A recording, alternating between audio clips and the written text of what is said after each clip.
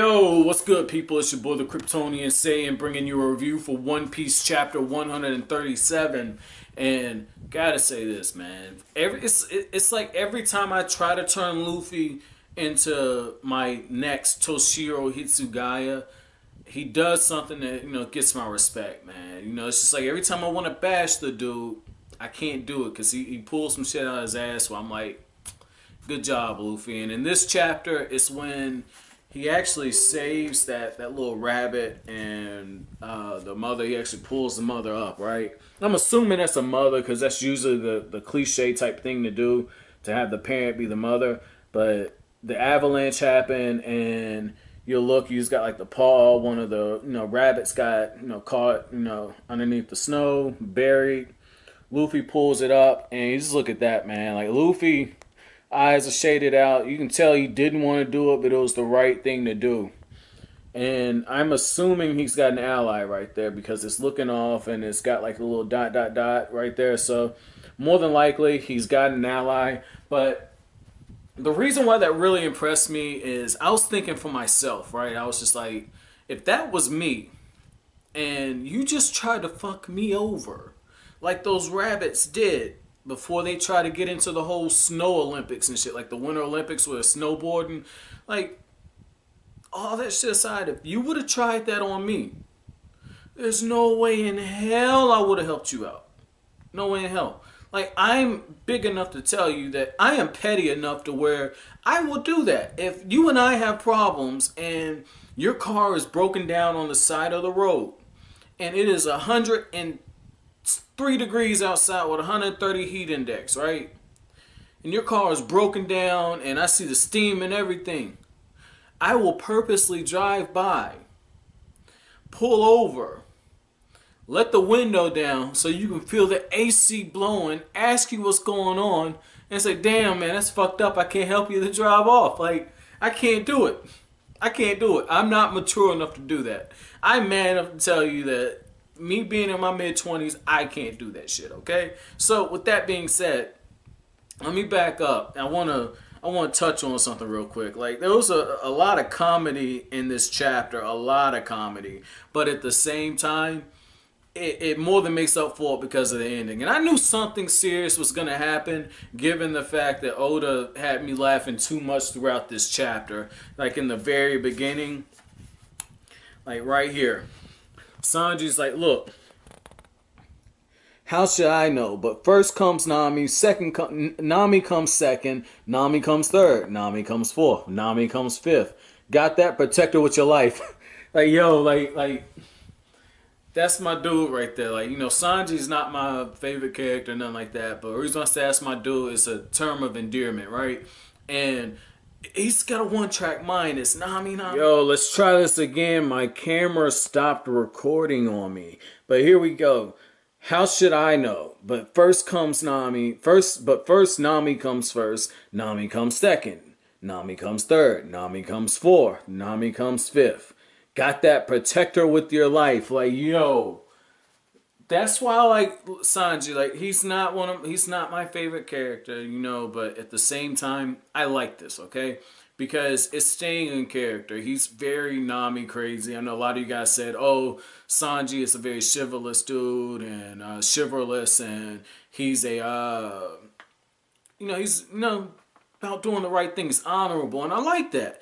But I also like what, Oda did in this chapter, okay? And what I'm referring to is the fact that he gave us a throwback to when Sanji saved Luffy, okay?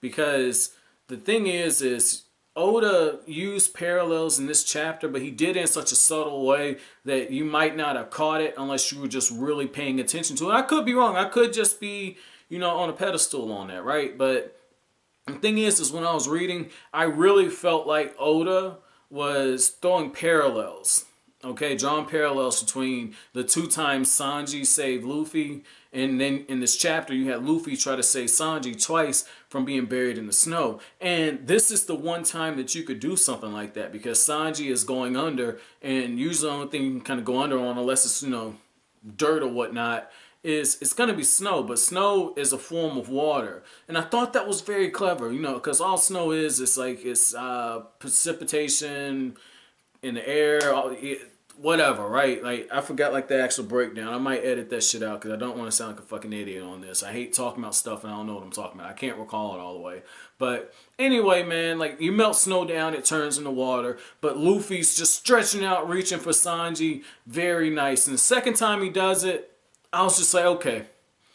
Sanji sacrificed himself for Nami. He said, you know, hey, you gotta protect Nami. You know, a woman always requires a gentleman's touch. And that's when Luffy just stretches out for him and Sanji lets go. Like he gives him the glove. And it's kind of like when Jack, you know, gave himself up for Rose in Titanic, right?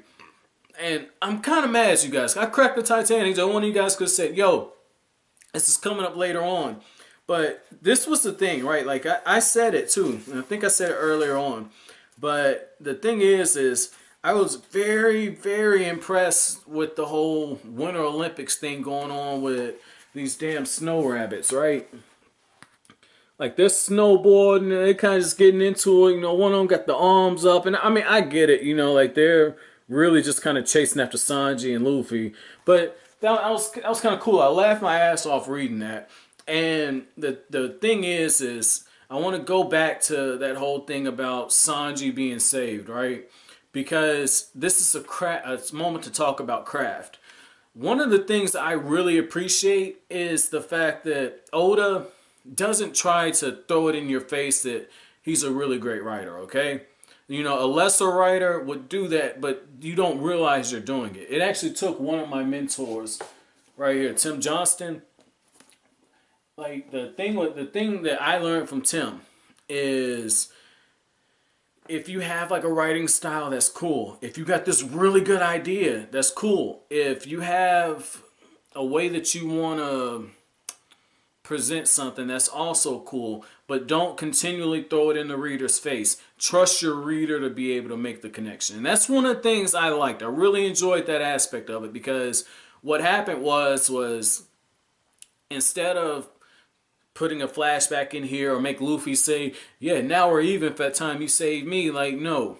Oda just throws it in there, and if you make the connection, you make the connection. If you don't, you don't. But Oda trusts the reader enough to where they're able to kind of grab it. You know, a lesser writer, Mamashi Kishimoto, okay? And I feel like I can say this because I've read the whole fucking Naruto series. I'm a fucking fan. If you watching this video, you're probably subscribed or you're lurking, and more than likely you know that, hey, the dude does Naruto videos. Like one of my biggest videos is a fucking Naruto video, right? Like more than likely you know that I'm a fan, so I'm gonna criticize it.